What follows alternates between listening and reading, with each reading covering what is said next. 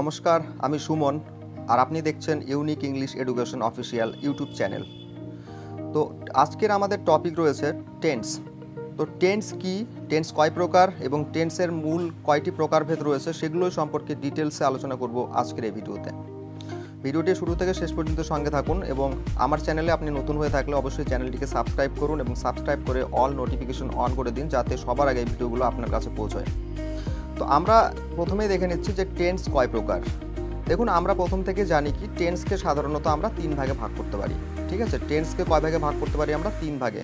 একটা কি, একটা প্রেজেন্ট টেন্স মানে বর্তমান কাল, একটা হচ্ছে তো প্রেজেন্ট টেন্স মানে কি আমরা বর্তমান কাল। ঠিক আছে, প্রেজেন্ট টেন্স এক নম্বর প্রেজেন্ট টেন্সকে নিয়েছি এবং দ্বিতীয় আমাদের পাস্ট টেন্স। পাস্ট টেন্স মানে কি অতীত, অতীতের যে ঘটনাগুলোকে আমরা জানবো সেগুলোকে আমরা এখানে পাস্ট টেন্স হিসেবে জানবো।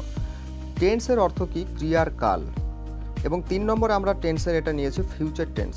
ঠিক আছে, তো এই তিন প্রকার হলো মূলত প্রধান টেন্স। তো টেন্সকে প্রধানত আমরা তিন ভাগে ভাগ করি এবং এই তিন ভাগের ভেতরে প্রত্যেকটিকে আমরা সাব পয়েন্ট করতে পারি, অর্থাৎ কি প্রত্যেকটিকে আবার আমরা চার ভাগে ভাগ করতে পারি। প্রেজেন্ট টেন্সের ক্ষেত্রে চার ভাগ, পাস্ট টেন্সের ক্ষেত্রেও চার ভাগ এবং ফিউচার টেন্সের ক্ষেত্রেও কিন্তু চার ভাগে আমরা প্রত্যেকটাকে ভাগ করতে পারি। টেন্সের এক নম্বর, মূলত টেন্স কি রয়েছে, টোটাল আমাদের কিন্তু 12টা টেন্স রয়েছে। এই 12টা টেন্স আমাদের ইংরেজি জানার জন্য কিন্তু গুরুত্বপূর্ণ। তো এই 12টি টেন্স সম্পর্কে আমাদের জানলেই চলবে।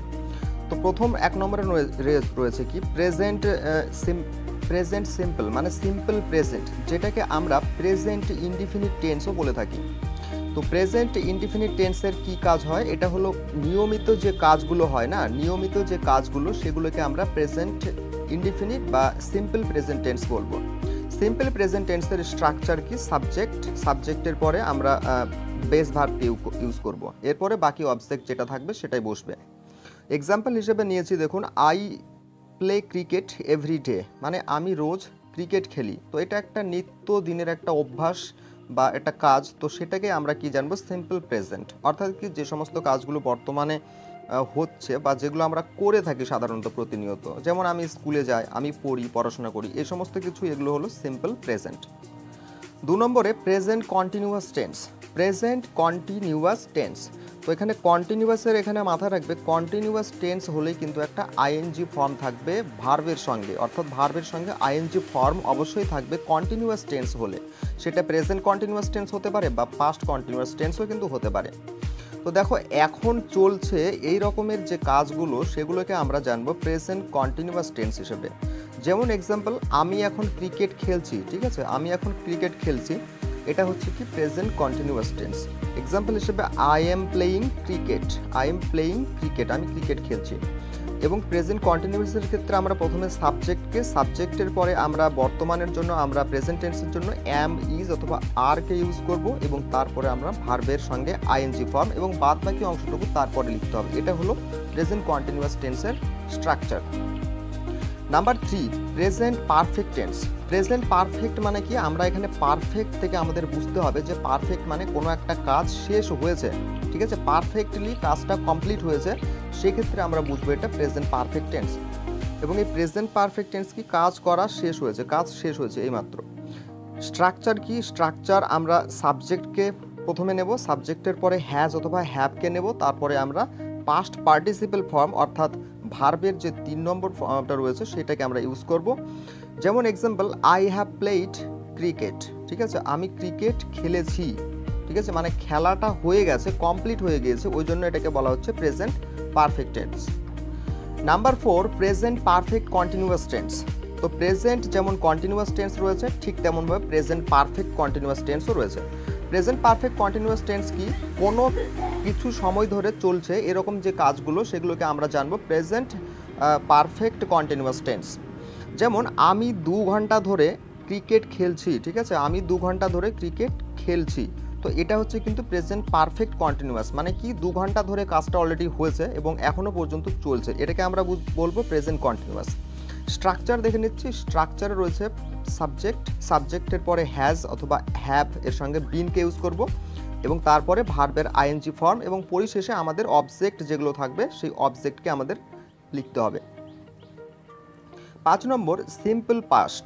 সিম্পল পাস্টকে আমরা পাস্ট ইনডিফিনিট টেন্সও বলতে পারি।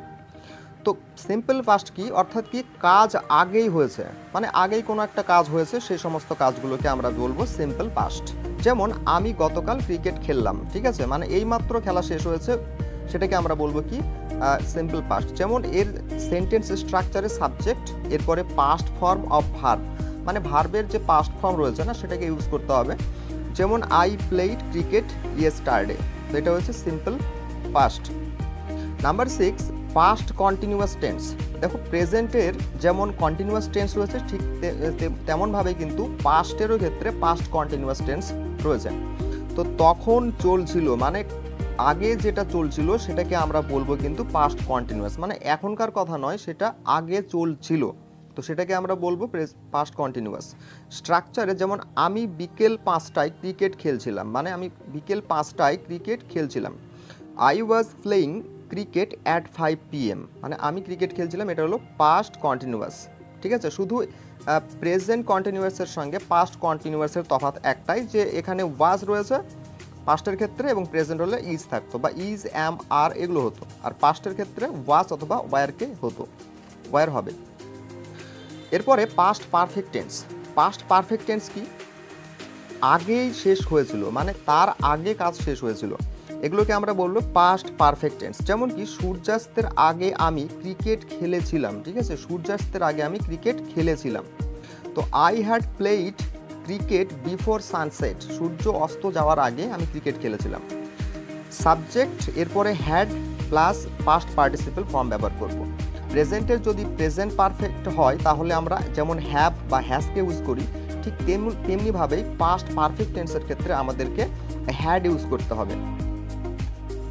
নাম্বার 8 নিয়েছি past perfect continuous. Past perfect continuous tense, আগে থেকে কিছুক্ষণ চলছিল, ঠিক আছে, আগে থেকে কিছুক্ষণ চলছিল, মানে আগের ঘটনা পাস্ট এবং কিছুক্ষণ ধরে চলছিল, সেটাকে আমরা জানবো পাস্ট পারফেক্ট কন্টিনিউয়াস।